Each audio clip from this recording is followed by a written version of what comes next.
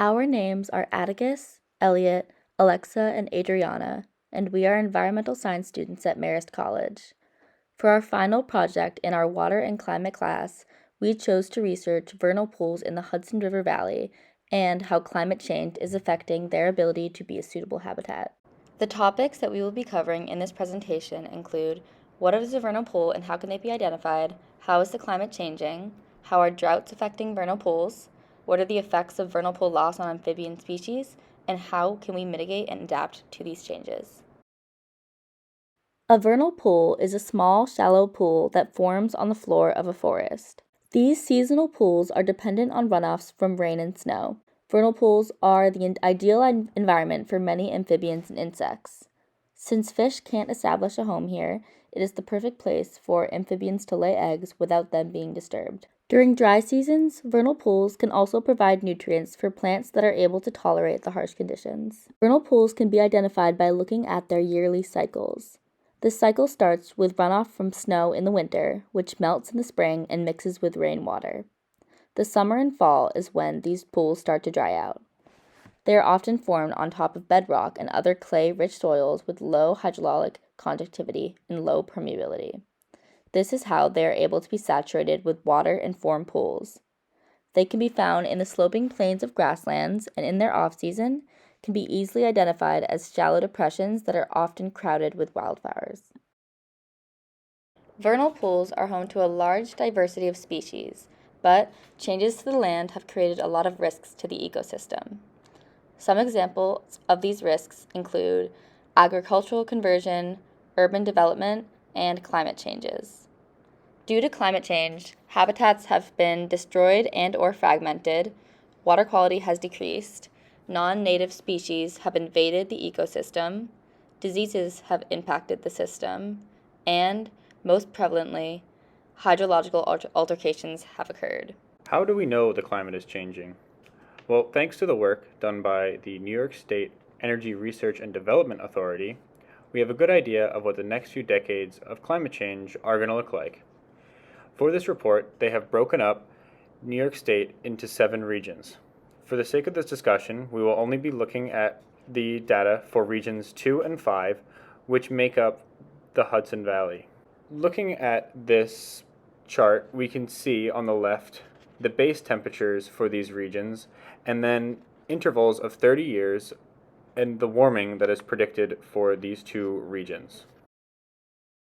According to forecasts for the Northeast, in the coming years, this region will experience higher maximum and minimum near-surface air temperatures, higher precipitation intensity, higher summer aridity, and a higher likelihood of droughts. It is important to note that the wetland ecosystems are the most sensitive to the changes, specifically aquatic organisms with cycles that are linked to the hydrological conditions.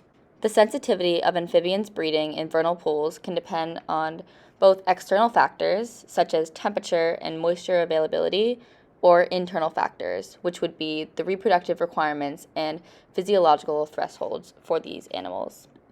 Hydroperiods, which are the number of days of a year a pool is wet, are decreasing over time.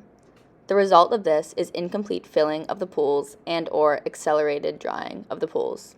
For breeding amphibians, their success is strongly connected to the hydroperiod of the pool and the pace and timing of the pool drying process.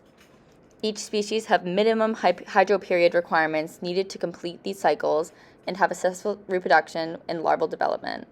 Without these being met, breeding will be disrupted, leading to species loss.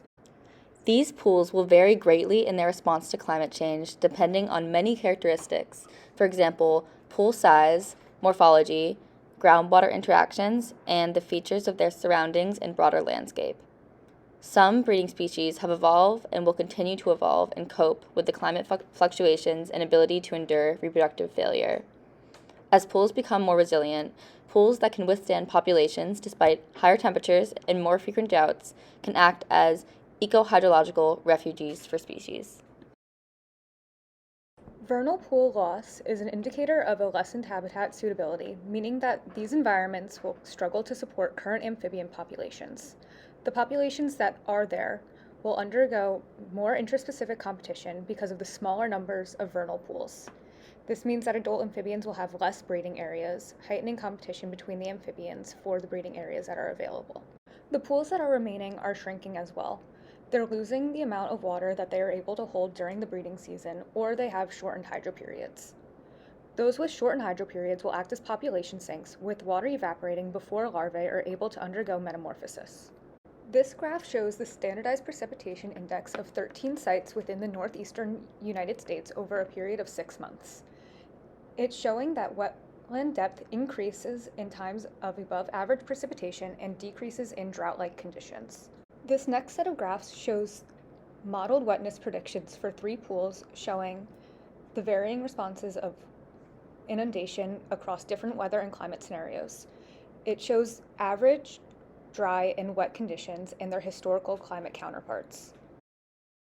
To mitigate the damages and disturbances from anthropogenic activities while these communities are facing climate change, our 2 main concerns are for physical particulates and dissolved chemicals making their way into these communities through runoff.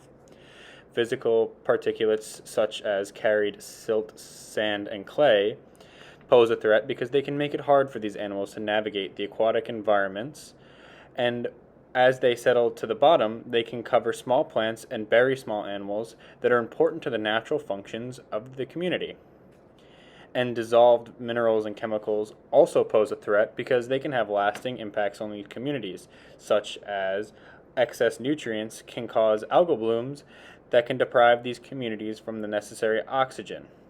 The release of these 2 anthropogenic byproducts should be limited as much as possible. Some ways to adapt to these changes include marking and maintaining the wetland with a 100-foot boundary, minimizing the number and size of impervious surfaces in the surrounding landscape, avoiding habitat alteration within the wetland and the surrounding landscape, and also preventing the spread of invasive exotic species into the wetland through appropriate direct management and also through minimizing potential dispersal corridors such as roads. These are important and sensitive communities that require our attention in the face of climate change. It is important that we learn how to mitigate the impact that we have on them so they stand a chance at resisting the future destruction caused by climate change. Thank you for listening to our presentation.